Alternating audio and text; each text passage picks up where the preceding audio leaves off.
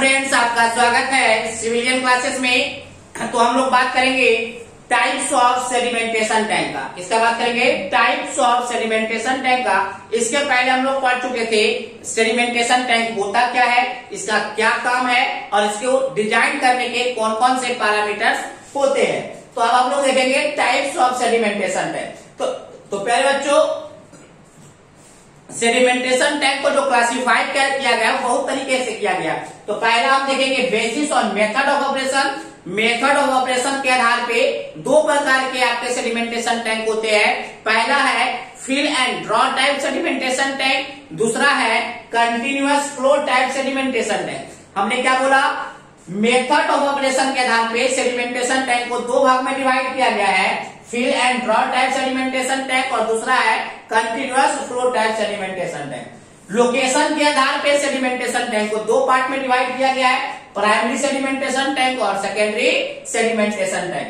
And sedimentation tank के shape के आधार पे तीन भाग में क्लासिफाई किया गया है, rectangular sedimentation tank, circular sedimentation tank और तीसरा आपका है हॉपर बॉटम सेडिमेंटेशन टैंक। तो पहले बच्चों बारी बारी से हम सारा टाइप्स को एक्सप्लेन करते हैं, है ना। तो पहले आप इसको नोट डाउन कीजिए।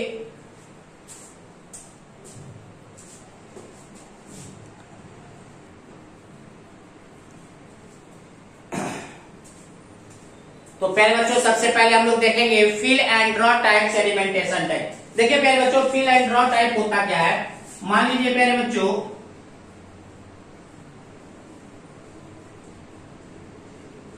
ये मान लीजिए कोई सेडिमेंटेशन टैंक है, यहाँ इनलेट है, ये आपका आउटलेट है। क्या करते हैं इसमें? सबसे पहले वाटर जो होता है इनलेट के थ्रू अंदर जाता है, पहले वाटर इनलेट के थ्रू अंदर जाता है और कुछ टाइम तक इसके अंदर ही रहता है, कुछ टाइम तक इसके अंदर ही रहता है। वो टाइम लगभग 24 घंटा रहता है। कितना देर तक अंदर रखता है? 24 घंटा तक। फिर से सुनिए, हमने क्या बोला? फिल एंड ड्रॉ टाइप में क्या करते हैं? सबसे पहले फिल किए वाटर को, सबसे पहले वाटर को फिल किए और फिल करने के बाद उसको रेस्ट छोड़ दिए, मतलब उसको वहीं पे ठहरने के लिए छोड़ दिए। कितना घंटा तक? 24 घंटा तक। पहले बच्चों इस 24 घंटा में क्या होता है, जितने भी सस्पेंडेड पार्टिकल थे वो सेटल डाउन कर जाएंगे, जितने भी सस्पेंडेड पार्टिकल थे वो सेटल डाउन कर जाएंगे। फिर उसके बाद 24 घंटे के बाद आप क्या कीजिएगा? पानी को निकाल लीजिएगा, पानी को निकाल लीजिएगा। बस समझ में आया? पानी को निकाल लीजिएगा। तो ये हो गया फिल एंड ड्रॉ। पहले आप पानी को फिल किए, आराम से उसको सेटल होने के दिए, रेस्ट करने के लिए दिए और कितना देर तक रेस्ट किए? करवाए उसको 24 घंटा तक। इस 24 घंटा में क्या हुआ? पानी में जो सस्पेंडेड पार्टिकल थे वो नीचे बैठ गए, ठीक है ना। और 24 घंटा के बाद पानी को निकाल लिया गया। अब देखिए पहले बच्चों अब दूसरा बार जब पानी डालिएगा तो उससे पहले जो सेटल्ड पार्टिकल होंगे, जो यहाँ पे सेटल्ड हो गए होंगे, उस सेटल्ड पार्टिकल को पहले रिमूव करना होगा। रिमूव आप करने के लिए आपको लगभग 6 से 12 घंटा लग जाता है। जो सेटल्ड पार्टिकल होते हैं उसको रिमूव करने के लिए लगभग 6 से 12 घंटा लग जाता है। तो हम ये बोल सकते हैं कि एक कंप्लीट सेडिमेंटेशन होने में कितना 24 और 12 36 लगभग 30 से 40 घंटा लगता है। बात समझ में आया? 30 से 40 घंटा लगता है। किसमें? Fill and draw type sedimentation tank में। तो देखिए हमने क्या लिखा है, in case of fill and draw type sedimentation tank water is enter in sedimentation tank. Fill and draw type sedimentation tank में हम लोग क्या करते हैं? वाटर को इंटर करवाते हैं सेडिमेंटेशन टैंक में and store for some time, और कुछ टाइम के लिए इसमें स्टोर होने के लिए देते हैं। वह टाइम कितना होता है? May be 24 hours. In that time suspended particles, देखिए पहले बच्चों क्या बोले? In that time suspended particles are settled at the bottom. इस टाइम में क्या होता है? सस्पेंडेड पार्टिकल बॉटम में सेट कर जाता है, बैठ जाता है। नेक्स्ट, आफ्टर 24 आवर्स, 24 घंटे के बाद क्या करेंगे? The water is discharge through outlet. 24 घंटे के बाद पानी को आउटलेट के थ्रू डिस्चार्ज कर लेंगे, बाहर निकाल लेंगे। The settled particle are remove. अब जो पार्टिकल सेट हो गया था, सेटल डाउन हो गया था, उसको रिमूव कर लेंगे। और रिमूव करने में कितना लगेगा? 6 से 12 घंटा। This removal action required 6 to 12 hours. Particle को, सेटल्ड पार्टिकल को निकालने के लिए आपको लगभग 6 से 12 घंटा लग जाएगा।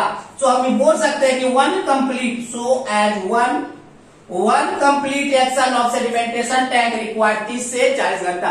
सो एक कंप्लीट सेडिमेंटेशन होने में लगभग आपको 30 से 40 घंटा लगता है। ये आपका था fill and water. Fill and water में क्या था, पानी को फिल किए, कुछ देर तक उसको स्टोर किए, उसके बाद हम पानी को ड्रॉ कर लिए, मतलब बाहर निकाल लिए, और उसके बाद जो पार्टिकल बैठा था उसको हम निकाल लिए। लगभग निकालने में 6 से 12 घंटा लगता है। अब हम लोग देखेंगे पहले बच्चों continuous flow type sedimentation tank. देखिए पहले बच्चों कंटिन्यूअस फ्लो टाइप, नाम है कंटिन्यूअस फ्लो, मतलब कहीं पे भी वाटर रेस्ट नहीं करेगा। जैसे हम लोग देख रहे थे फिल एंड ड्रॉ टाइप में 24 घंटा वाटर रेस्ट किया सेडिमेंटेशन टैंक में, लेकिन continuous flow type sedimentation tank में रेस्ट नहीं कर पाता है, कंटिन्यूअसली पानी का फ्लो होते रहता है। बट इस टाइप के सेडिमेंटेशन टैंक में क्या होता है, जो फ्लो वेलोसिटी होता है, जो पानी का मूवमेंट होता है, वो बहुत ही स्मॉल होता है। मतलब वाटर का जो वेलोसिटी होता है वो बहुत ही स्मॉल होता है। अगर स्मॉल नहीं रहेगा तो आपका सस्पेंडेड पार्टिकल भी चला जाएगा, ठीक है ना। और एक चीज याद रखिएगा, continuous flow type sedimentation tank में पानी का फ्लो हॉरिजॉन्टली भी हो सकता है या वर्टिकली भी हो सकता है, ठीक है ना। तो चलिए हम लोग देखते हैं क्या लिखे हैं continuous flow type sedimentation tank में। In this type of sedimentation tank water is not allowed to rest. Continuous flow type sedimentation tank में वाटर को कहीं अलाउ नहीं है, किस लिए, रेस्ट करने के लिए, जबकि फिल एंड ड्रॉ टाइप में 24 घंटा रेस्ट कर रहा था। इन this type of sedimentation tank flow velocity of water is very small. प्यारे बच्चों continuous flow type sedimentation tank में पानी का जो वेलोसिटी होता है वो बहुत ही कम होता है, ताकि पार्टिकल आराम से सेटल कर सके। If the flow velocity of water is small, अगर पानी का वेलोसिटी कम है, then is to settle down the suspended particle in the tank. अगर आपका पानी का वेलोसिटी कम है तो सस्पेंडेड पार्टिकल को टैंक के अंदर सेट होने में आसानी होगा, इजीली होगा, है ना। Next, the flow may be either in horizontal direction और in vertical direction. Continuous flow type sedimentation tank में पानी का जो फ्लो होगा या तो हॉरिजॉन्टल डायरेक्शन में हो सकता है या वर्टिकल डायरेक्शन। ये था आपका पहले बच्चों मेथड ऑफ ऑपरेशन के आधार पे सेडिमेंटेशन टैंक का क्लासिफिकेशन। चलिए पहले आप इसको नोट डाउन कीजिए।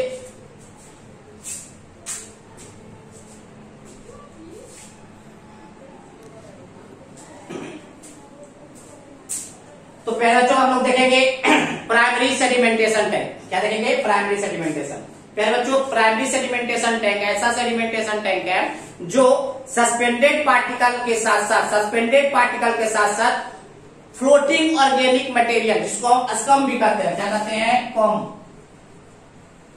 हमने क्या बोला, ऐसा सेडिमेंटेशन टैंक जो सस्पेंडेड पार्टिकल के साथ साथ फ्लोटिंग ऑर्गेनिक पार्टिकल या ऑर्गेनिक मैटर को निकालता हो, उसको हम लोग कहेंगे प्राइमरी सेडिमेंटेशन टैंक। और प्राइमरी देखिए सेडिमेंटेशन टैंक में क्या, इसमें क्या हो रहा है, सस्पेंडेड भी हटा दे रहा है और ऑर्गेनिक मैटर भी हटा दे रहा है। ऑर्गेनिक मैटर जैसे ही हट जाएगा तो जो अगला यूनिट है, सेडिमेंटेशन के बाद कौन कौन सा यूनिट है प्यारे बच्चों, कोएगुलेशन टैंक है, फिल्ट्रेशन टैंक है, डिसइंफेक्शन टैंक है। तो आगे जितना भी यूनिट है उसके पास लोड कम जाएगा। क्यों लोड कम जाएगा, क्योंकि ऑर्गेनिक मैटर को भी रिमूव कर देता है। ऑर्गेनिक मैटर अगर रिमूव ये नहीं करता तो ऑर्गेनिक मैटर आगे वाले यूनिट के भी पास जाता, आगे वाला जो यूनिट है ट्रीटमेंट प्लांट, कोएगुलेशन टैंक, आगे जो भी है उसके पास जाता। तो ये अब नहीं जाएगा तो लोड कमेगा या नहीं कमेगा, एकदम कमेगा, है ना। तो देखिए हमने क्या बोला है, primary sedimentation tank is a tank which remove suspended particles, suspended and some floating organic material, जिसको क्या कहते हैं, स्कम, है ना। And to reduce suspended solid load for next treatment unit. और ये क्या करता है, आगे वाला जो ट्रीटमेंट यूनिट है उसके पास लोड कम जाता है तो रिड्यूस कर देता है सस्पेंडेड सॉलिड्स। बात समझ में आ गया। अब हम बात करेंगे सेकेंडरी सेडिमेंटेशन टैंक का। तो प्यारे बच्चों याद रखिएगा, सेकेंडरी सेडिमेंटेशन टैंक जो होता है वो जनरली वेस्ट वाटर को ट्रीट करता है। वेस्ट वाटर का मतलब है नाला वाला पानी, नाली वाला पानी, वेस्ट वाटर को ट्रीट करता है। और सेकेंडरी सेडिमेंटेशन टैंक जो होता है वो जनरली सर्कुलर इन शेप होता है। क्या होता है, सर्कुलर इन शेप होता है। बात समझ में आ गया। अब देखिए ये टैंक क्या करता है, सस्पेंडेड पार्टिकल के साथ साथ माइक्रोब्स, कीड़ा मकोड़ा है, माइक्रोब्स का मतलब है समझ, माइक्रोब्स मतलब कीटाणु वगैरह को भी रिमूव करता है। तो देखिए हमने क्या लिखा है, the secondary sedimentation tank are generally circular tank. Secondary sedimentation tank जो होता है सर्कुलर इन शेप में होता है generally, and it purify generally waste water, और ये किसको प्यूरिफाई करता है? वेस्ट वाटर को प्यूरिफाई करता है। The sedimentation tank remove particles, मतलब suspended particles and microbes from waste water. या सेडिमेंटेशन टैंक क्या करता है? सस्पेंडेड पार्टिकल के साथ साथ वेस्ट वाटर के माइक्रोब्स को भी रिमूव करता है। ये क्या करता था? सस्पेंडेड के साथ साथ फ्लोटिंग पार्टिकल को और ये माइक्रोब्स को। बस समझ में आ गया प्यारे बच्चों?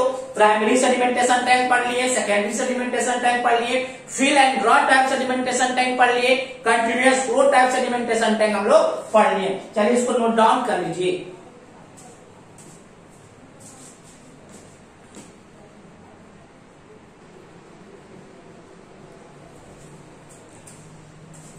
तो प्यारे बच्चों अब हम लोग देखेंगे रेक्टेंगुलर सेडिमेंटेशन टैंक।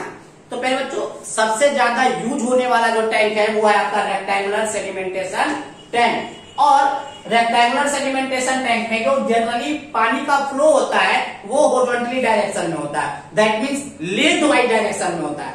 ये क्या होता था? लेंथ होता था, अंदर विड्थ होता था, ये हाइट होता था। तो पानी रेक्टेंगुलर सेडिमेंटेशन टैंक में तो पानी का जो फ्लो होता है जनरली हॉरिजॉन्टल डायरेक्शन में होता है, that means in direction of length होता है। ठीक है ना? तो देखिए हमने रेक्टेंगुलर सेडिमेंटेशन टैंक में क्या लिखा? Rectangular sedimentation tanks are generally preferred for normal sedimentation tank. Normal sedimentation tank की तरह हम जो जनरली यूज करते हैं वो रेक्टेंगुलर सेडिमेंटेशन टैंक का ही यूज करते हैं। In this type of sedimentation tank, flow occurs generally in horizontal direction, that means in direction of length. इस केस में पानी का जो फ्लो होता है हॉरिजॉन्टल डायरेक्शन में होता है, इसका मतलब क्या है? लेंथ के डायरेक्शन में होता है।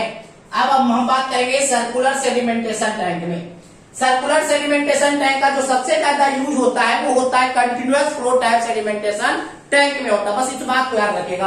अगर लाइन बढ़ाना चाहिए बोल सकते हैं ऐसा सेडिमेंटेशन टैंक जिसका cross section area circular in shape का हो उसको क्या कहेंगे? सर्कुलर सेडिमेंटेशन टैंक कहेंगे।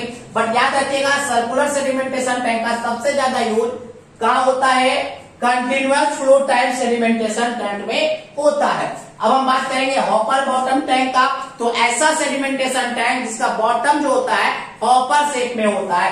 देखिए in hopper bottom tanks are in hopper shape in bottom of tank. Tank का जो बॉटम होता है वो हॉपर शेप का होता है। हॉपर शेप देखिए इस प्रकार से होता है, ऊपर ज्यादा विड्थ होता है और नीचे कम लेंथ होता है। ठीक है, तो ये हमारा था टाइप्स ऑफ सेडिमेंटेशन टैंक समाप्त होता है तीनों बेसिस पे। पहला बेसिस था मेथड ऑफ ऑपरेशन, दूसरा था लोकेशन के आधार पे और तीसरा था शेप के आधार पे। चलिए इसको नोट डाउन कर लीजिए।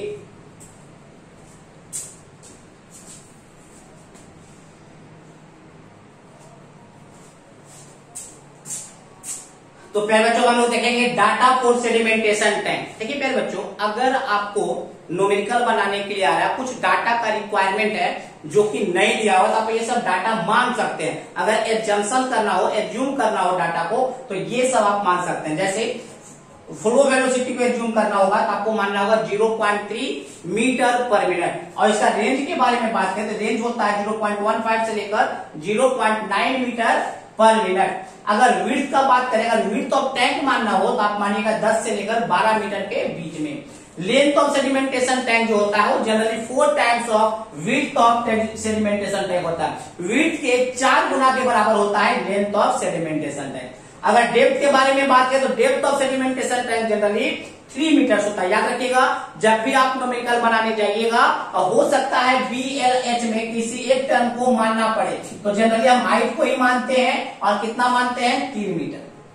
अगर आपको डिजाइन करने दिया गया हो और तीनों में से किसी डाटा का रिक्वायरमेंट है तो तीनों में से इसको माना जाता है जनरली। कितना मानिएगा? 3 मीटर, है ना।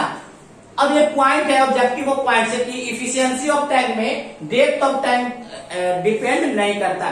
इफिशियंसी कहने का मतलब है कि कितना पार्टिकल आराम से सस्पेंड कर जाएगा, सेटल कर जाएगा, उसके डेप्थ पे डिपेंड नहीं करता है। तो ये कुछ डाटा था प्यारे बच्चों जिसके मदद से हम न्यूमेरिकल को और सॉल्व अच्छे से कर सकते हैं ना। अगर कोई डाटा नहीं दिया हुआ है, आपको मानने की जरूरत पड़ता है, तो ये सब डाटा में मान सकते हैं। और जनरली इसका बराबर का यूज पड़ता है डेप्थ ऑफ टैंक का। चलिए इसको नोट डाउन कीजिए।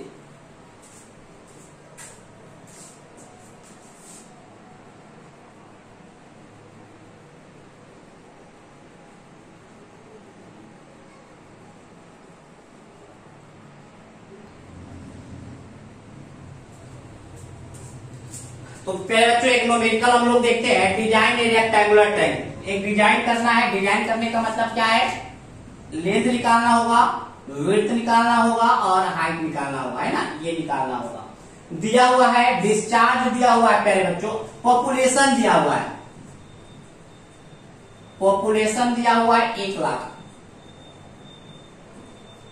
और वाटर का दिया गया rate of water supply 150 litre पर पर्सन पर डे। एक दिन में एक आदमी को 150 लीटर चाहिए।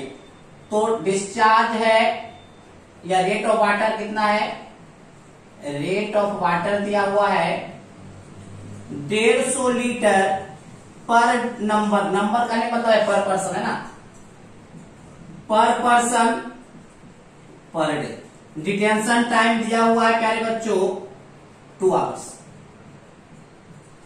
चलिए इसको सॉल्व करते हैं। तो देखिए प्यारे बच्चों, सबसे पहले हम बात करें कैपेसिटी का या वॉल्यूम का।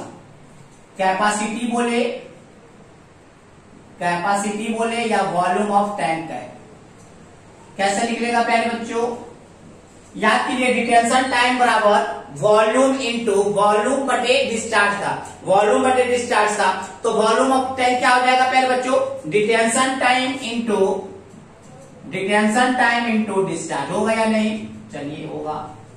अगर हम डिस्चार्ज का बात करें प्यारे बच्चों, टोटल डिस्चार्ज, तो एक आदमी 150 लीटर चाहिए, तो 1 लाख आदमी कितना चाहिए, तो 150 इंटू पर्सन से मल्टीप्लाई कर दीजिए, 10 to the power 5 litre per day. अगर हम लीटर को मीटर क्यूब में बदलने जाए तो 150 इंटू 10 का होल स्क्वायर हो जाएगा मीटर क्यूब पर डे। तो प्यारे बच्चों डिटेंशन पर डे है, पर डे। चलिए हम यहां पे कर देते हैं, डिटेंशन टाइम कितना दिया हुआ है 2 आवर्स।